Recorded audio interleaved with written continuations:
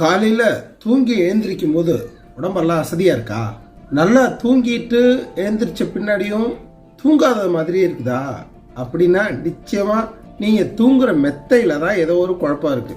இதை தான் பாத்தீங்கன்னா ஆத்திச்சூடியில அப்பவே ஔவையார் சொல்லியிருக்காங்க, இலவம் பஞ்சில் துயில். அது என்ன இலவம் பஞ்சு? அதையே அவ்வளவு முக்கியமா சொன்னாங்க, பாப்போமா?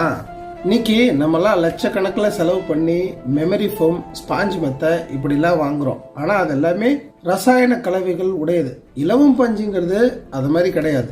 இலவம் பஞ்சுக்கு பார்த்தீங்கன்னா ஒரு குணம் இருக்கு. இயற்கையாகவே அது கோடை காலத்தில் நம்மளை குளிர்ச்சியாக வச்சுக்கிறதுக்கும், அதே போல் குளிர்காலத்தில் நம்ம தூங்கும்போது நம்மளை கதகதப்பாக வச்சுக்கிறதுக்கும் இலவம் பஞ்சால முடியும். அது மட்டும் இல்லாமல் நம்ம படுக்கும்போது நம்மளோட முதுகு தண்டுவடத்துக்கு எந்த பாதிப்பும் ஏற்படாம அதோட வடிவத்திலேயே வச்சுக்கிறதுக்கு இலவம் பஞ்சால நம்ம பாரத்தை தாங்கிக்க முடியும். அதனாலதான் அப்பவே பாத்தீங்கன்னாக்கா உடம்புக்கு தேவையான அளவுக்கு தூங்கினாதான் தன்னைத்தானே மறுபடி ரீசார்ஜ் பண்ணிக்கும். இன்னைக்கு எல்லாம் பாத்தீங்கன்னா நிறைய உட்கார்ந்து வேலை பார்க்கறவங்க, பொதுவாகவே இந்த மென்பொருள் துறையில இருக்கிறவங்க எல்லாம் நிறைய உட்கார்ந்து வேலை பார்ப்பாங்க. உடல் அசைவுகள் பெரியசா இருக்காது.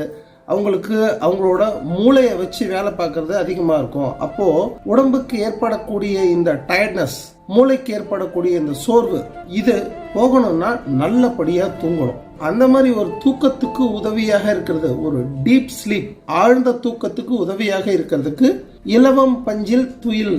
இதை தான் அப்பவே அவை பாட்டி சொல்லியிருக்கிறாங்க. இலவம் பஞ்சை பொறுத்த வரைக்கும் அதுல எந்த ரசாயன வாசனையும் இருக்காது. இலவம் பஞ்சை பொறுத்த வரைக்கும் தமிழ் மருத்துவம் என்ன சொல்றதுன்னா, இலவம் பஞ்சில படுத்து தூங்கும் போது பித்தம் தனியும் அப்படின்னு தமிழ் மருத்துவம் சொல்லுது.